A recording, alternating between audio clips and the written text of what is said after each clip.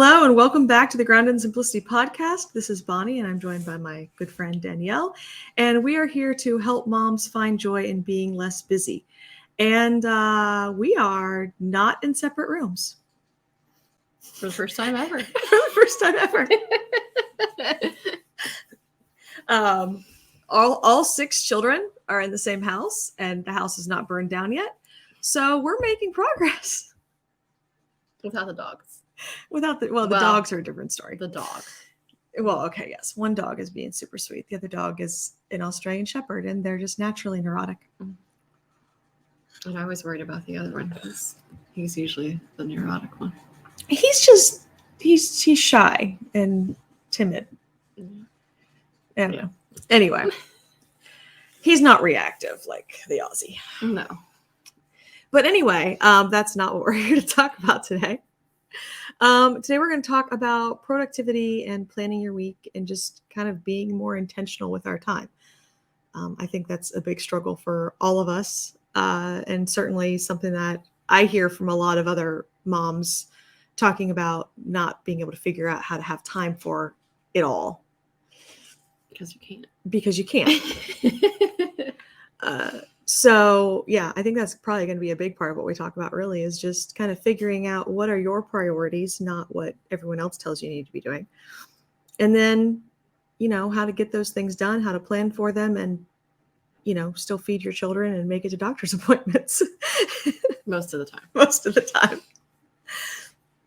All right. So do we want to just jump right into it? All right. Maybe. All right. So plan a time to hang on. Maybe you should start talking now. I never talk. You always talk. This is not supposed to be the Bonnie show. It's the Bonnie show with the sub co-host. That was never supposed to be the plan. Okay, I think someone called me bossy. You should pick a time to plan your week ahead. So Bonnie says she likes to plan her weeks on Fridays. Yeah, I actually used to be part of a planning group, and we would actually have like Zoom calls and we would do our planning together on the Zoom calls. And there'd be like whoever was leading the call is kind of walking you through it and coaching everybody. And then everybody else is, planning what their week looks like ahead. And so those calls were always on Friday. So that's probably a big reason why I kind of got into that groove.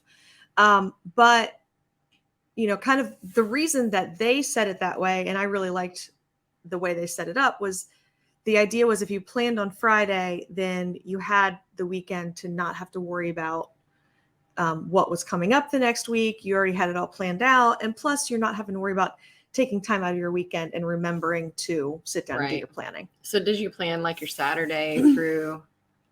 No, normally we would actually start the week on Monday. Okay. So like Saturday and Sunday was already planned from the week prior. Okay. But then you were looking at the week ahead. And it depended on if you wanted to set your schedule up so that it started on Sunday or started on Monday. The planner we were all using as part of the group started on Mondays. So that ended up kind of becoming the default. And I think that's another thing. Like some people, your week starts on Sunday and some people, you start your week on Monday. Mm-hmm. And I think that makes a difference for when you want to plan. But a lot of people plan on Sundays, which was what I originally put up there. But and then I pointed out that I don't like planning on Sundays. Right. Well, and I see Saturday, Sunday as kind of a group. So like if we're planning family activities or anything like that, we're usually planning it over a weekend. So by lumping them together in the planning instead of having them split between weeks, that kind of made the most sense to me.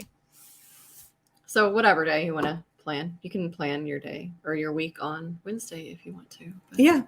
Just actually sit down and plan it ahead of time. Don't wait till Monday morning to try to plan your week. Because Mondays are just too chaotic. I don't like Mondays. I don't like Mondays either. Okay. And then next we have setting your goals for the week. Yeah. And this, you can look at it as goals. You can look at it as intentions. But it's really just by the end of the week, what do you want to accomplish? Or what do you need to accomplish to be able to, achieve your goals for the month? If your goal is just to get through the week without killing anyone, then that should make your planning a lot easier. So do you think that your weekly goals, so you need to plan by the month as well? I do. I'll try to set aside like a week before the month is over. I'm looking at the next month. Now, and this is more like in terms of business. Mm-hmm. But even if you're not running a business, you can be looking at it as, what do you want to accomplish for your homeschool? What do you want to accomplish, fitness, personal development? Are there so many books you want to read? Right. Yeah. Or your garden stuff. Like, mm-hmm. I don't know about Florida, but here, like every month is like something different. So until you get to the winter, and then you don't really have anything to do for a couple months. Yeah, we definitely go on a monthly plan with gardening in Florida. We'll even go so far as to break it down by the week, because for instance, the beginning of October is very warm. And then about like midway through October, all of a sudden, not the daytime temperatures are still warm, but our nighttime temperatures are starting to drop. And so that's when we're starting to look at planting our cold weather crops. So yeah, we may plan out October and say, these are all the things we're going to plant in October, mm-hmm. but we're going to focus on these things the beginning of October and these things the end of October. Right. Like we plant our garlic in October. Right. But it varies based on the weather. Yeah. And for us, if you order garlic, a lot of times you can't receive it until sometime in October, because you have to wait for the farmers to actually harvest it and everything. And normally to get a good garlic harvest in Florida, we need to cold stratify for 30 days. So you're looking at November, December before you're even able to put it in the ground. But that's also kind of, we do the soft neck varieties and the Creoles, because they can mature faster and don't need quite as many chill hours to bulb. Right. And then setting your weekly routine. So this is more, instead of like goals of things that you want to accomplish for the week or the month or whatever it may be, it would be more things like laundry. You have to do laundry every week. Theoretically. Probably more than once a week. I'm about ready to say, okay, whatever is not washed by Saturday, I am taking it to the laundromat and just doing it all at once. So that way I can start fresh the next week. Well, yeah. That's an option, because the laundromat's expensive. Well, it is. And maybe that'll be my motivation for not having to go to the laundromat. But the constant cycle of starting the week feeling behind on laundry, and then by the end of the week, I'm even further. He's always crying. I mean, is he still crying right now? No. Okay, then he's fine. No one's dying, so we're good.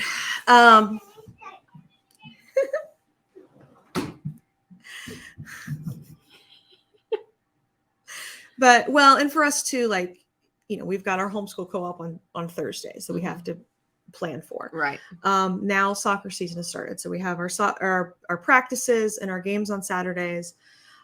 So yeah, those are all things that really need to go on the schedule first, that we know are going to happen consistently. Right. This day, this time, all of that. Right.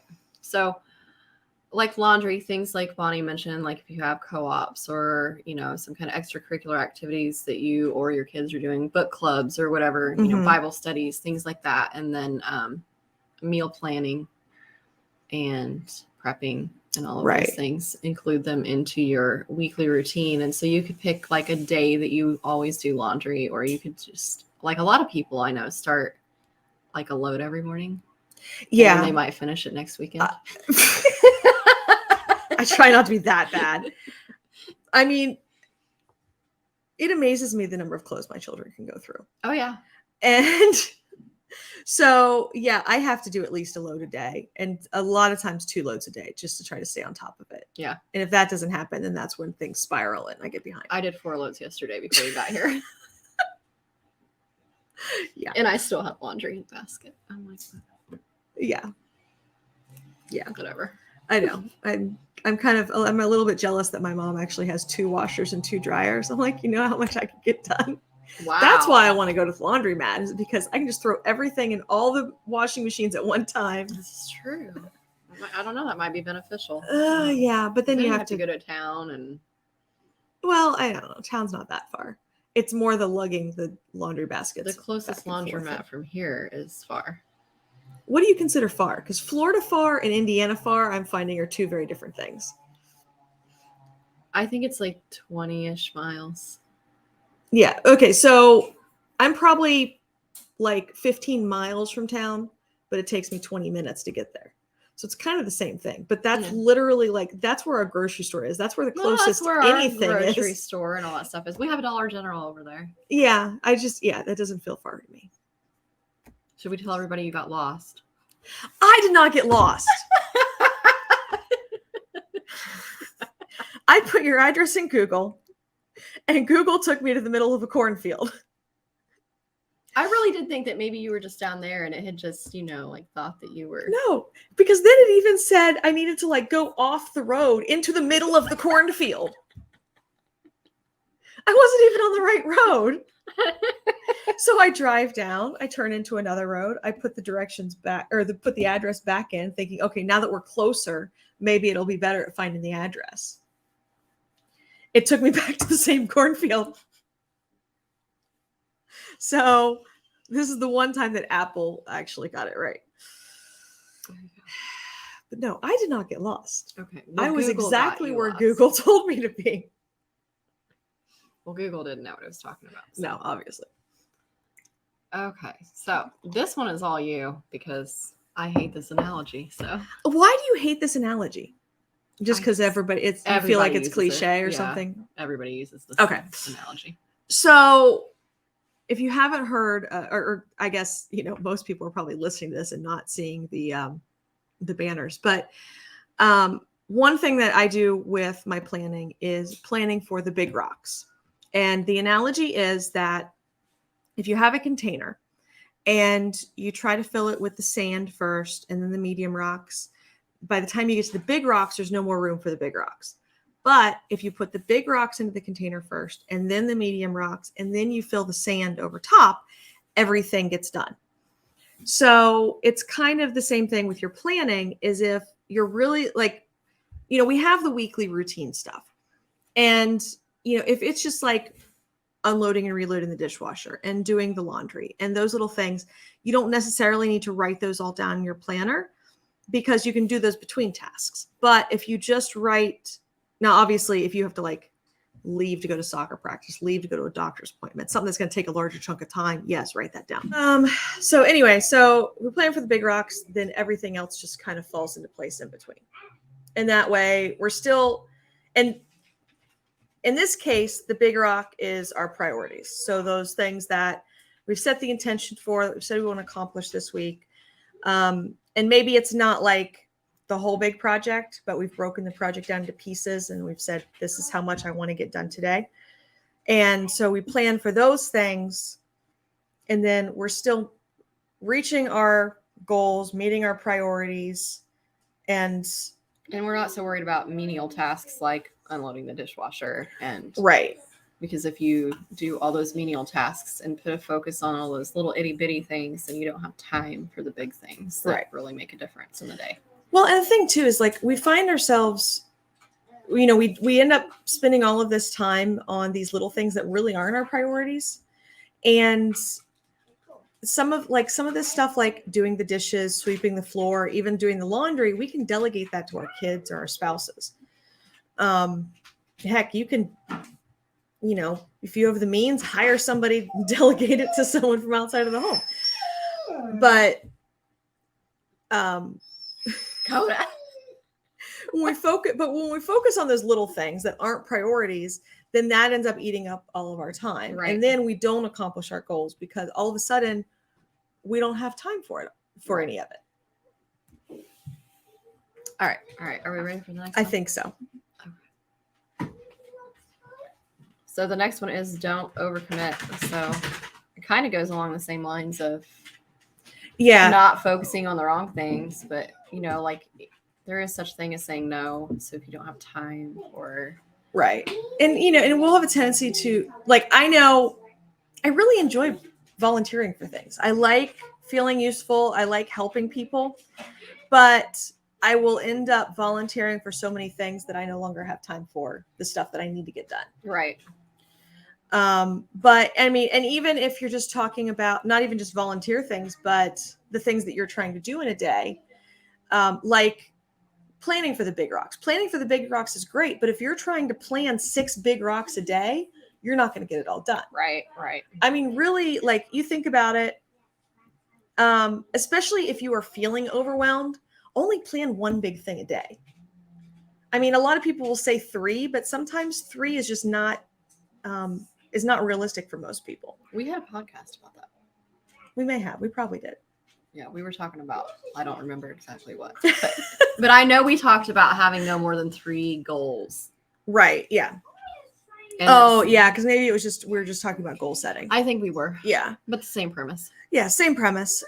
So yeah, if 3 is too much for you, then you just focus on one thing that you're getting done each day. Right.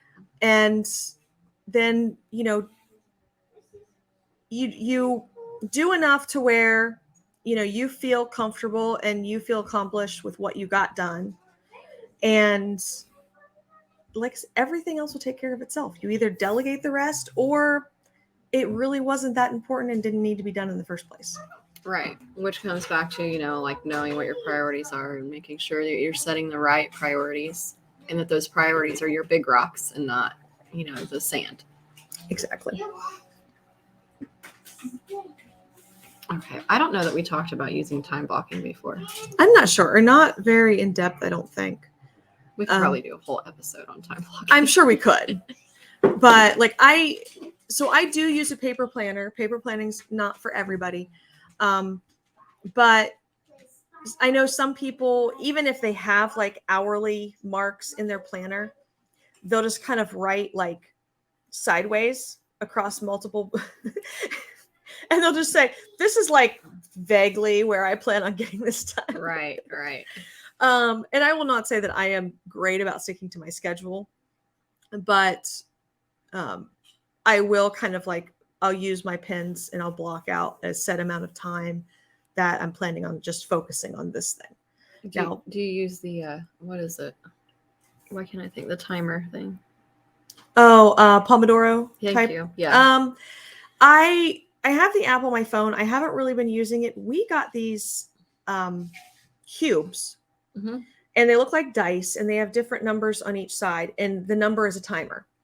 So we have one cube that's short time and one cube that's like up to 90 minutes. Mm-hmm. And you just turn the cube, whatever number is up, it instantly starts the timer for that amount of time.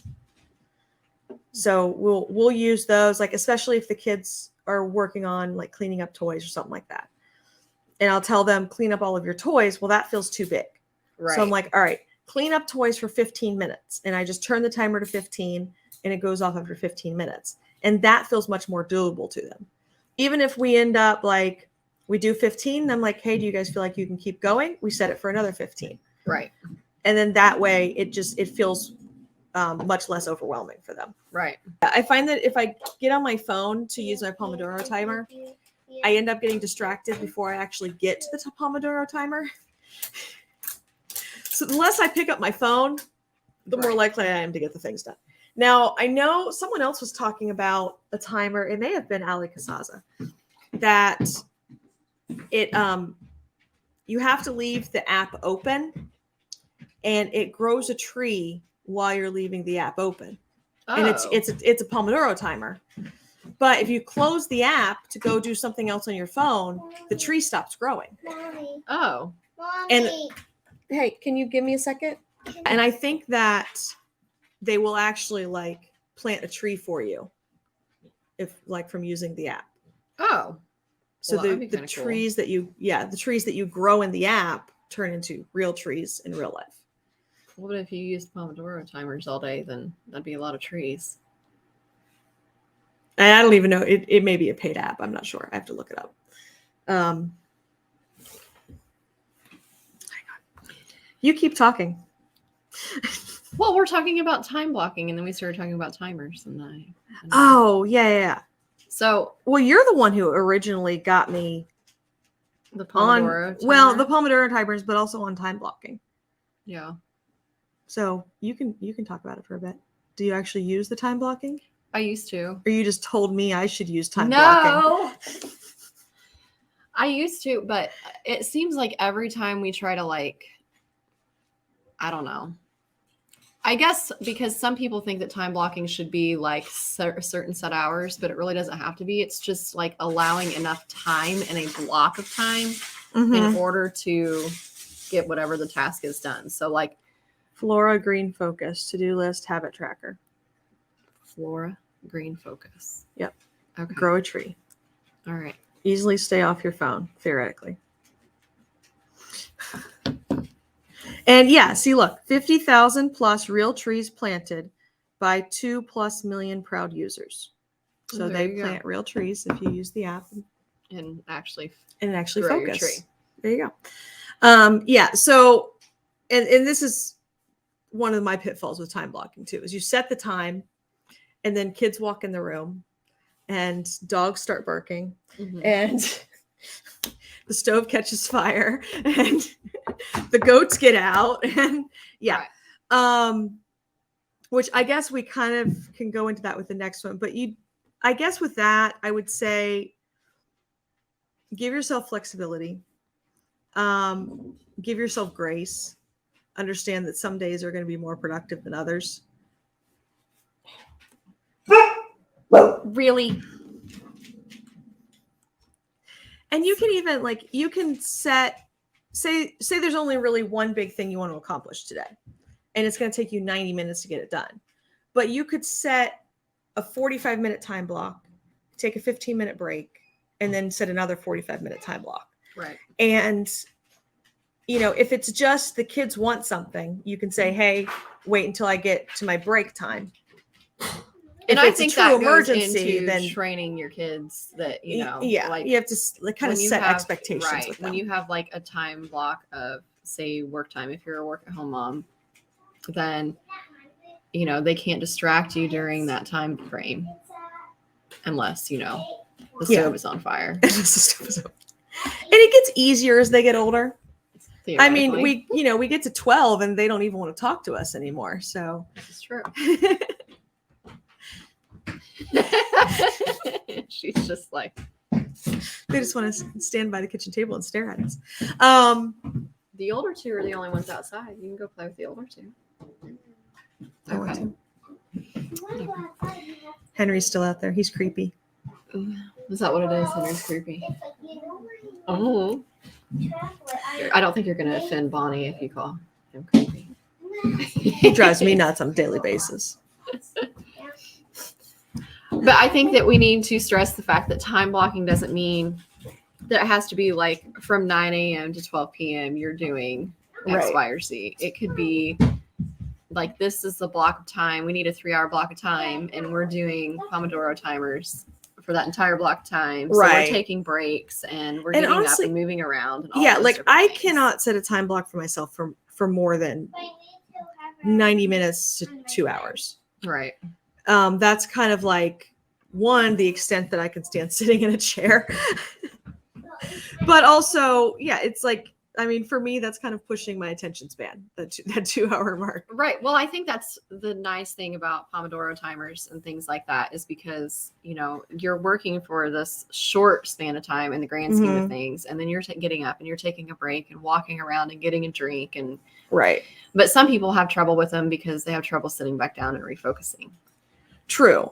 Well, and for me, and it doesn't even have to be a Pomodoro timer, but I'm in this group that does co-working sessions. So we all log into Zoom and we're not talking on the Zoom call. We all have it silenced, but we're working. And then at the 1 hour mark, we check in and we let everybody know what our progress was. Right. And that's really good for me because, you're less likely to let yourself get distracted because it's no, everybody else is working. I need to be working because at that 1 hour mark, I need to be able to tell them that I accomplished something. Right. And it kind of goes back to the whole you will fill whatever time block you give yourself. So if you say, I'm going to give myself 3 hours to get this done, you will find a way to make it take you 3 hours, even if you could have had it done in 45 minutes. Right. And so if you have less time, then you set a smaller time block. Now, maybe you don't get it all done, but you'd actually be amazed at how much you can get done when you just sit down and go, no, I'm only going to do this one thing for this amount of time. Right. And getting rid of distractions is the other thing. Lock the phone in the other room. I use my do not disturb on my phone a lot. This episode of the Grounded in Simplicity podcast is brought to you by the Living Well Planner. Are you ready to make your goals and dreams a priority? The Living Well Planner is the only planner designed to help you organize your schedule, take control of your finances, plan your meals, and crush your goals, all in the same place. Whether you're a working professional, a busy stay-at-home mom, a motivated college student, or even a small business owner, the Living Well Planner is designed to help you easily manage all the pieces of your busy life. Simply visit notsomodern.com/livingwellplanner to start living your life with more intention by ordering the Living Well Planner today. Okay, scheduling buffer time. This was yours. This You was got mine. this. Our family needs a lot of buffer time. I have learned that, like, if I know that we need to leave the house at 9 o'clock, we need Then to you start get getting ready in the last car. night. Well, there's that. But we need to start getting in the car at 8:30, because I don't know how, but it will take 30 minutes for us to get in the car, get buckled, and get out the driveway. Right. So there's that kind of buffer time. But there's also just, there have been studies that show it takes our brains about 15 minutes to go from one task to another. So you can't just sit there and go, okay, I'm going to have this task is going to go until 8 o'clock, and then I'm going to do this task till 9 o'clock. And, you have to build in at least a half hour in there just to, go to the bathroom, get a drink, refocus, Right. move on Which to the next kind of thing. goes back into the time blocking and making sure that, you're leaving space between each of those blocks. So if you're doing homeschool in the morning, then you want to transition into work, or even making lunch, or any of those different Right. tasks after you get done with school session, then, you need to leave yourself a block of time that you're just right. And I was like, that was my biggest pitfall when I first started time blocking, is I was trying to schedule out like every hour of the day. And then I'm like, oh, well, time blocking just doesn't work because I can't get all these things done. right. It wasn't that time blocking didn't work. I was just overscheduling myself. Right. So I started, really only scheduling something every other hour. And I was getting a lot more accomplished, and not because really, those feelings of failure can be such a pitfall to us, Mm-hmm. and really be what keeps us from moving forward, because we've just decided, well, there must be something wrong with me. This works for Right. all these other people, but I can't do it. Right. I'm broken. So yeah. And it's usually just because we've overcommitted and tried to exactly. You can only cram so much stuff into a day. And I think, I know for us, even with school, and we can do like a whole episode on how we do our school days and try to structure them. Whether or not they work out is a whole other story. But yes, only planning like this long for math. And if we don't get it done, we either stop and come back to it later, or they have to do it later on their own, or whatever it may be. So that, because I think the kids, even more so than adults, just get overwhelmed with the whole. Yeah. And we've been running into that a lot, because we're visiting my parents and we're homeschooling, and at their house, and they only know traditional schooling. And so the kids are having a hard time with the lesson. They're having meltdowns. And I'm like, all right, let's try something else for a little bit. Right. And then I get criticized because, well, no, they're just learning that if they have meltdowns, they don't have to do it. And I'm like, I'm not saying they don't have to do it. Right. We're just going to focus on something else and get their mind off of it for a little bit, until we can come back at it with fresh eyes and less overwhelm and less anxiety. Oh, now she leaves the room. Yeah, I find out how to do that. With all three of them, I would say my youngest sometimes is the worst, but honestly, it's usually my oldest. My oldest is getting a lot better. She's getting better. And then Anya, a lot of times, like I can just like change what we're doing. Like she'll say she wants to do something. I can usually get her really motivated to actually start. And then she just gets in this mood and she's like, I don't want to do it because the book says I have to do it. And I'm like, yeah. Okay, so we'll move on to something different. Or we'll, like we're doing Greek mythology. Oh, I like Greek mythology. So we'll like stop what we're doing and I got this really cool book and we'll read a story out of it, or I'll find a story online or a video or something and let them. And that's another thing. Whether you're talking about something that you're doing or something you're doing with your kids, sometimes just changing the medium can make a big difference in whether or not you can stay focused long enough to finish the task. Yeah. And I think, we need to do another whole episode on homeschooling. But I think that's one thing that like my parents have a hard time understanding. Well, my mom specifically, is that not all homeschool is going to be in the curriculum, in the book. Right. But she only sees what's done in the book as the actual schoolwork. So it's like, you know what, let's go read a story, or let's go find a YouTube video about this, or, let's go research this on Google. Or find a science experiment, or, the million and one. And honestly, they're learning just as much, if not more, from like more hands-on stuff. But especially if you've got kids that are more like audio or visual learners. But we didn't finish that lesson in the book, so we didn't make any progress. Not really the way it works, but it's hard because I was traditionally schooled, so it's even hard for me sometimes to think, to separate myself from the fact that curriculum says we're supposed to do it this way, right? And then we end up doing it a different way. And I know they still, grasp the concept and learn the things they were supposed to learn, but it didn't. We know what I mean? Yeah, especially if you're like really type A. Well, and I'm like not, and I was always that kid that pushed back. And was always like, well, what if this isn't the best way to do this? Right. Why do we do it this way? Why can't we find another way to do this? Like, so, because that was like, I was always, didn't like homework, was really bad at doing my homework, but was a great test taker, hated sitting through lectures. College was awful. Right. And like, I was always just like, I was also coming up when ADHD really became a big thing, and everybody was getting diagnosed with it, but no one understood it. Right. And I was always like, there's nothing wrong with their ability to learn.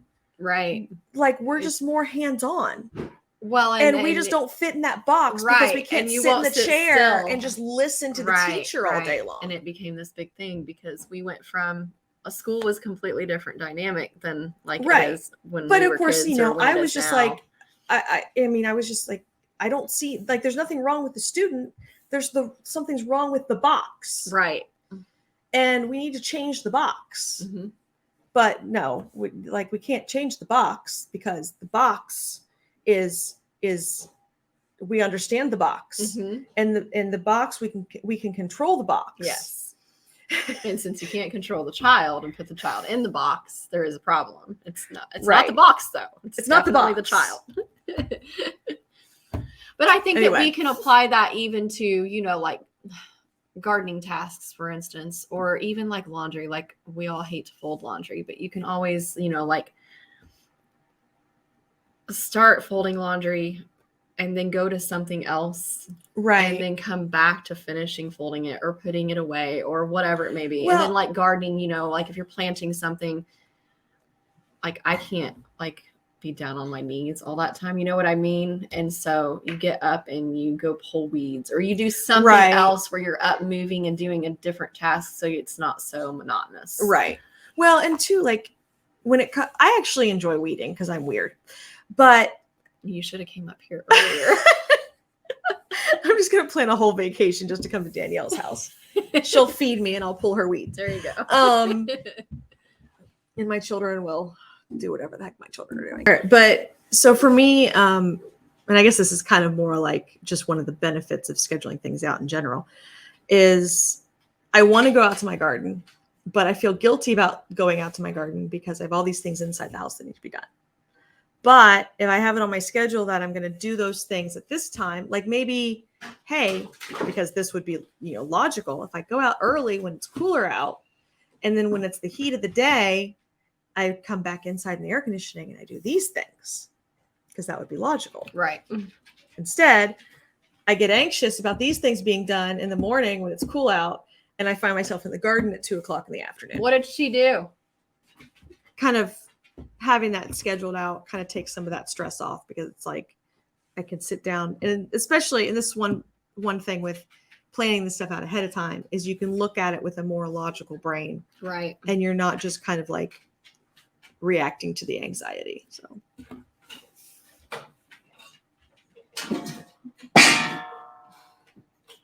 Really? Okay, planning time for fun, because listening to the dog knock the bowl over is fun. And I'm really guilty of this. Like, even just the book that I got from the library. that you've read like 3 pages of. I haven't read any of it. Are you serious? The bookmark is just in there to keep, so I don't lose the bookmark. So planning time for fun does not mean like spending money or planning stuff for the whole family. It can literally just be, what do you enjoy? What do you need to recharge? And setting time aside for that. And actually doing it. Right. And sometimes that means like setting a boundary with your family. Like, I am off limits for this amount of time. I am locking myself in that room, and I am just going to do something I enjoy for right. And it this can be long. anything, like you said. It doesn't have to be, like going somewhere and spending money. It can just be picking up a book or, Right. And it doesn't even have to be every day. It can just be like, I'm going to set aside time to read my book on Tuesday nights. I'm going to have a date night with my husband on Friday nights, whatever it is. Right. But yeah, just setting that time aside to make sure that stuff is actually getting done, because that is so important to actually taking care of you, and not just like constantly exhausting all of your energy on everybody else. It shouldn't always be work. You should have time to do something that you enjoy. And of course, I think that we should schedule time to just have fun with our family. But this is not specifically for that, just in general. But I think, we can't, like, my husband's only home on the weekends. So our fun ends up getting ruined because going to Lowe's and buying flooring. Right. That you're not going to use. We're going to use it, but we've been going hunting. So. Oh, yeah. But, even if it's just going outside and kicking the ball, or it doesn't have to be going anywhere, doing anything, right? But scheduling some amount of time. We like to play card games. Well, yeah, I mean, and for us, it's like, we'll take the boat out to the river, and right, it doesn't cost us anything except fuel for the boat, and which is obscene. But well, I mean, we're not going that far up and down the river either. Right.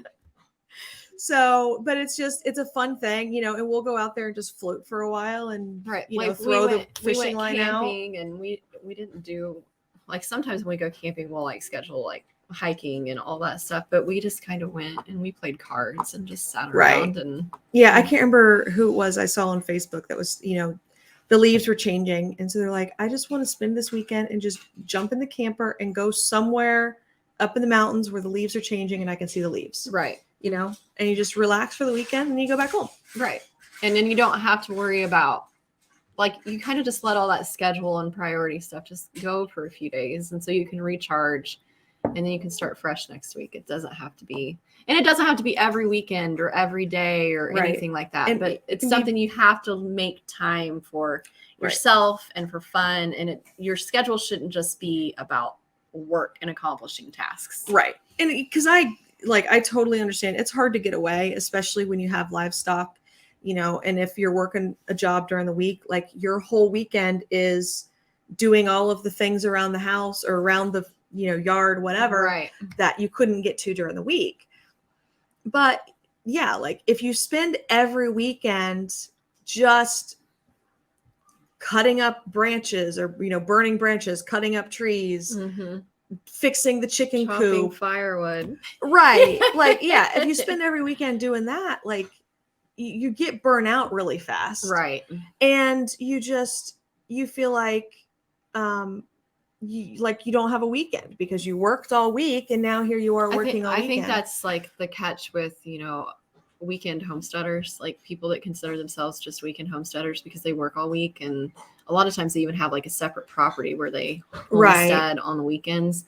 And I think you still have to, like, you might enjoy those tasks, but I think you still have to find a way to like step away from it at least once in a while. It doesn't have to be every weekend that you're stepping away from it, obviously, since you're only doing it on the weekends. But like even if it's only a couple times a year where you don't spend the weekend doing all the homesteading stuff, like we all have to have a break from. Right. Well, and that was, when we first got started, it was really tough for us because we both had jobs in the city. It was an hour commute each way. We would leave home before the sun came up. We would come home after the sun had gone down. We're feeding with flashlights on our head, those lamps. And so literally the only time that we could get anything done, because the only time we could see anything was on the weekends. Right. And yeah, that was exhausting. Yeah. And we only had chickens at the time, or I think we had a couple of goats, but it was nothing like we have now. Right. And the horses. But honestly, like, because we did have more horses at the time, we were spending a lot of our weekends trail riding because we were right next to the state forest. And that was our fun time. Right. And we were making time for that. So it's still, we weren't working all weekend. And I mean, even, that's the thing with like the weekend homesteaders. I know a lot of times they'll feel like they're not real homesteaders because they're still working. But honestly, you're working twice as hard as anybody else, really. Yes. And I'm just like, I'm here, but we have other things that we have to do during the week. And there are some things that I just cannot do on my own. And so we're stuck doing all of these things on the weekend. But like the last several weekends, we've gone hunting and we get time. I mean, all we're doing is sitting quietly in a tree, but it's time away. Yeah. I mean, honestly, that was like even the drive up here. People were like, I can't believe you're driving that far to go see her. And I'm like, but one, I actually enjoy driving. I don't enjoy traffic, but the fact that it was pretty much all back roads to come up here, like that was cathartic for me. Right. So, that really was recharge for me. Plus, being down in the Columbus area and seeing like all of the development and all of the stuff going on down there. And then being able to drive through Amish country and go, oh, there are still farms in Ohio. Thank goodness. So yeah, that was nice. And explaining combines to my children because we don't harvest grains in Florida. Oh my. Don't worry, folks. No one's being murdered. They're just playing. They're playing. Okay. Look over the schedule. I don't remember what we were doing with this one, to be quite honest. Well, it's kind of like, all right, so after you've gone through put all these pieces in, kind of looking over and one, kind of like rechecking everything. And have you put too much stuff down? Is there anything you missed? And just kind of being able to plan out and know what to expect for the week ahead. But also look over it like the night before each thing or the, the morning of, like when you wake up, you're having your cup of coffee, look at what your schedule is for the day. You should really especially when you're first getting into doing planning, like checking back with that schedule as often as possible to kind of keep on track because you're not going to remember everything that you put down. And make sure, like anything that's like if you have dentist appointments or doctor appointments or whatever that you don't normally have and making sure that you have them all written into your week's. Because I'll put them in my phone and then forget to copy them over to my planner. Mm-hmm. And not get the notification for the dentist appointment until like an hour before we need to leave for the dentist appointment. That's always fun. Yeah. Scrambling. And, you know, like glancing over it and making sure, like you said, like you haven't overdone things, Mhm. that you haven't like filled in every waking hour of every day, because then you just get burnt out and you don't Yeah. you really don't get as much accomplished if you try to cram your schedule full. Right. And I mean, and you have to think realistically, like when is your peak energy for the day? Because if it's 9 a.m., you're kind of out of luck. But I mean, if you're wiped out after 7 p.m. every night or 5 p.m. or whatever Because it you is, have 3 kids. right? And you're trying to like do things that require mental energy after that point in time. Like make food. Sometimes. That's why God made frozen pizza. Then, you know, you might want to readjust things and put that at a different time, or maybe like push it off to the next day or something. Right. Okay. And then the last one is planner options and alternatives. I like a paper planner. I think Bonnie uses a paper planner. I like a paper planner. I really I need to be able to put my brain on paper. Right. And so it does help me to like remember things if I write it down. Yeah, me too. It helps me to have a visual. Again, if everything is in my phone and then I'm going to my phone to check my calendar or my, you know, whatever, then it's more easy for me to get distracted and open other apps and do other things and then not get my planning stuff done. Now, I will usually kind of back things up to my Google Calendar because like I have, not that my husband ever actually remembers to check it, but I have shared my calendar with my husband. So if he tells me I didn't tell him something and I'm like, did you check the calendar? Then I have no more excuses. Or he has no more excuses. My assistants can see my calendar. So that way they can see it. And plus sometimes I do need to be able to like drag and drop different appointments. Mm-hmm. And that makes it easy with the digital options. And that is one benefit to using a digital option is if you're still trying to kind of get your groove of what your routine is going to look like and what you're going to do day to day, being able to just drag blocks around to where they fit is really handy. You can always use a pencil. Well, where's the fun in that? I want different colored gel pens, and I want to color coordinate all of my time blocks based off of the theme. So you can procrastinate because you don't have the right gel pen. I'm going to go, no, trust me. I make sure multiples of all of the colors of my gel pens. But then I'm going to go through my giant box of stickers. And then I'm going to find just the right motivational stickers. So we know why Bonnie likes the paper planner. I'm a sticker addict. And there are about a cajillion paper planners out there. I mean, you can literally pick your favorite. I'm not going to say there's any one that's like the perfect planner.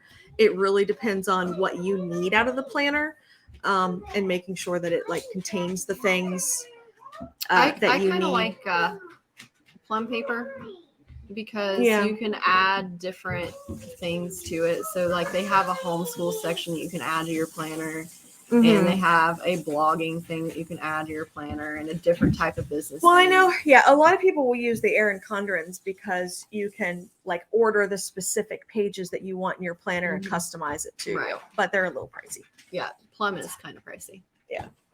I know a lot of people who use the Happy Planners, and Happy Planners have several different versions, and there's like pages that you can add to Happy Planners. Many different ones. Oh yeah. I actually really like the undated. Well, all of hers are undated. Ruth Sukup.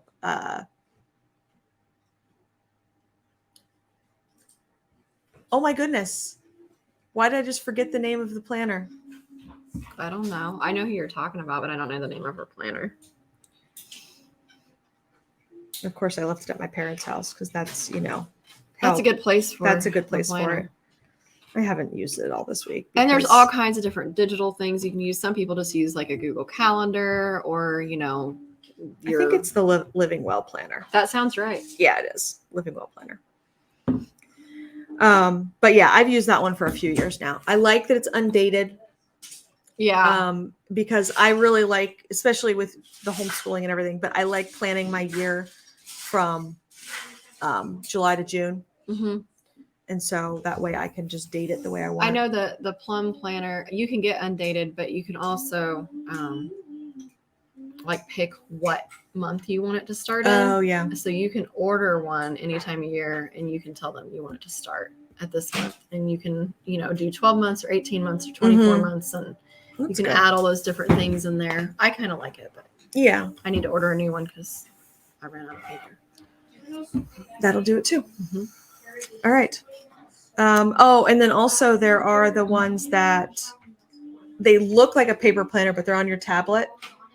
Have you seen those? Yeah. Yeah. And I mean, it'll even be animated to look like it's flipping pages.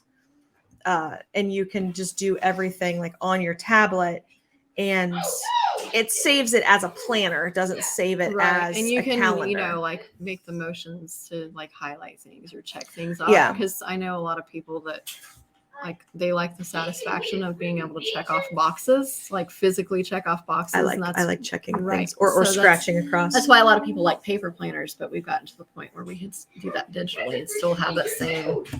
Yeah. That would be great if my children would stop breaking my tablet. No. Ours don't work, so. Oh, ours is just cracked, but it's still under warranty. So when I get back home, I'm going to send it off to get fixed. All right. Are we done talking about planning your week?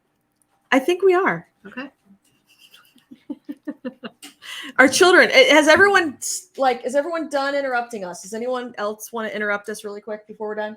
No. Wow, that's his first. I think everybody interrupted us at some point. Probably. Even Trevor. He was trying not to, though. He was like standing over there. All right. Well, yeah. So what lesson or what do we want to final words? Anything? Final words. Miss Talky Talk over here. Sorry, we had one more interruption. I think the point is that everybody should try to find a routine to plan out their week because things go more smoothly and you're more productive if you have things planned out. Right. And really, what's that saying? A goal without a plan is just a wish. Yeah. So like we can set intentions, but unless we actually like come up with a game plan for how to actually, and what is accomplish that? What's the Bible verse? Without a plan, the people perish, or whatever it is. I don't know that one. You're not helpful. I'm sorry. Where there is no vision, the people perish. Proverbs. Oh, okay. Where there is no vision, the people perish. So right. If you have a schedule and you have that is your vision. That's your vision for the week, and so you won't perish. So there's your takeaway. If you don't want your children to perish, that is not what I meant. A plan. We all have to have a plan and a goal, and it helps to have it all written out on a piece of paper or on your tablet or your Google Calendar or whatever it may be. Yeah. But yeah, believe me, flying by the seat of your pants is not the way to get anything accomplished. That's how I write. How's that book coming? It's like 40,000 words. Well, that's good. I mean, you scrapped the last one you started, so I still have it. Oh, okay, well that's good. It's just I started a different one. It's on the back burner. Yeah. I have a bag of chips. Apparently. All right. Everybody's in here talking. You guys have a good one, and we'll catch you next time. Thank you for listening to this episode of the Grounded in Simplicity podcast. You can help us reach more listeners. Please share this episode with a friend and also leave us a review on Apple Podcasts. You can also help support the financial needs of the show by buying us a coffee over on Patreon.